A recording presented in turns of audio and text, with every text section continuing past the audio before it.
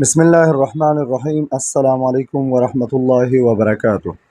آج ہم آپ کو ایک ایسے عظیم صحابی کی کہانی سنانے جا رہے ہیں جنہیں دنیا میں ہی جنت کی بشارت ملی۔ یہ ہیں حضرت عبد الرحمن بن عوف رضی اللہ عنہ، جو نہ صرف نبی کریم صلی اللہ علیہ وسلم کی قریبی ساتھی تھے بلکہ اسلام کے ایک بڑے تاجر اور عظیم محسن بھی تھے۔ آئیے ان کے ایمان افروز زندگی کی کچھ جھلکیاں دیکھتے ہیں۔ حضرت عبد الرحمن بن عوف رضی اللہ عنہ کا اصل نام عبد عمرو تھا، لیکن اسلام قبول کرنے کے بعد نبی کریم صلی اللہ علیہ وسلم نے ان کا نام عبد الرحمن رکھا۔ آپ کا تعلق مکہ کی قبیلہ بنو زہرہ سے تھا اور آپ اسلام قبول کرنے والے پہلے 10 افراد میں شامل تھے۔ اسلام کی خاطر آپ نے بہت سے مصائب جھیلے، مگر کبھی آپ نے ایمان میں کمی نہ آنے دی۔ حضرت عبد الرحمن بن عوف رضی اللہ عنہ کا شمار نہ صرف نبی کریم صلی اللہ علیہ وسلم کی قریبی ساتھیوں میں ہوتا تھا بلکہ وہ عشرہ مبشرہ میں بھی شامل تھے، یعنی ان 10 خوش نصیب صحابہ میں سے تھے جنہیں نبی کریم صلی اللہ علیہ وسلم نے دنیا میں ہی جنت کی بشارت دی تھی۔ حضرت عبد الرحمن بن عوف رضی اللہ عنہ نے اسلام قبول کرنے کے بعد مکہ میں شدید مخالفت کا سامنا کیا۔ قریش کے سردار ان کے کاروبار اور عزت کو نقصان پہنچانے کی ہر ممکن کوشش کرتے رہے، لیکن حضرت عبد الرحمن بن عوف رضی اللہ عنہ نے کبھی اپنے ایمان کو متزلزل نہ ہونے دیا۔ جب نبی کریم صلی اللہ علیہ وسلم نے مدینہ کی طرف ہجرت کا حکم دیا تو حضرت عبد الرحمن بن عوف رضی اللہ عنہ نے بھی اپنا گھر، مال اور کاروبار سب کچھ چھوڑ کر مدینہ ہجرت کی۔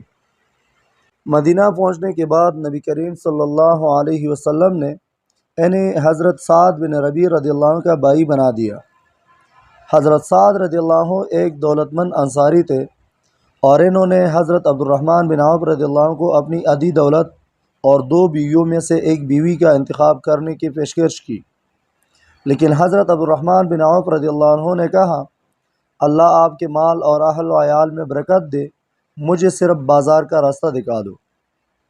حضرت عبد الرحمن بن عوف رضی اللہ عنہ نے اپنے اعتماد اور محنت کے بل بوتے پر مدینہ کے بازار میں کاروبار شروع کیا اور اللہ نے ان کی تجارت میں بے پناہ برکت عطا فرمائی۔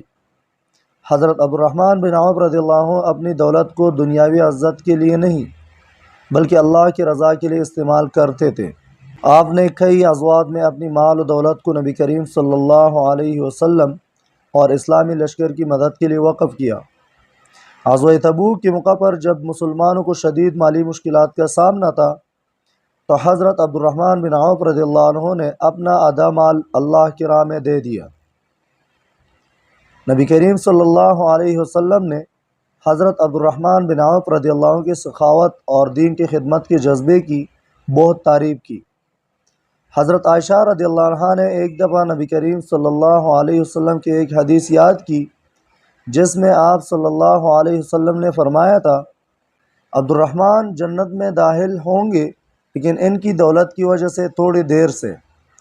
حضرت عائشہ رضی اللہ عنہا نے دعا کی کہ اللہ حضرت عبد الرحمن بن عوف رضی اللہ عنہ کو ان کی دولت کو جنت میں جلدی داخل ہونے کا ذریعہ بنا دے، اور حضرت عبد الرحمن بن عوف رضی اللہ عنہ نے ہمیشہ اپنی دولت کو اللہ کی راہ میں خرچ کیا۔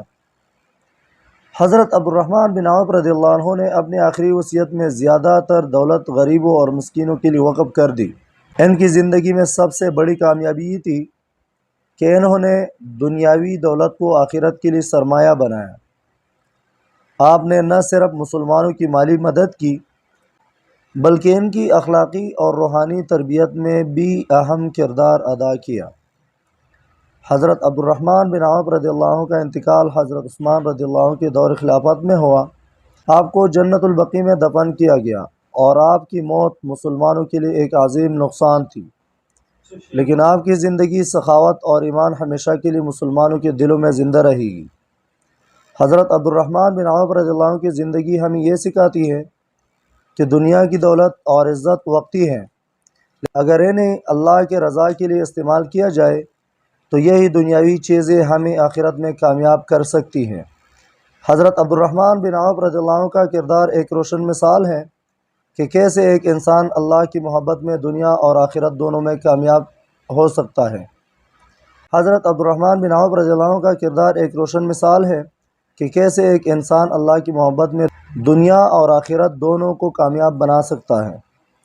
اللہ ہمیں حضرت عبدالرحمن بن عوف رضی اللہ عنہ کی طرح اپنی زندگی کو دین کی خدمت کے لیے وقف کرنے کی توفیق عطا فرمائے۔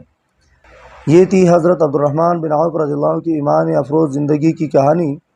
اگر آپ کو یہ کہانی پسند آئی ہو تو برائے کرم ہمارے channel every day one story کو ضرور سبسکرائب کریں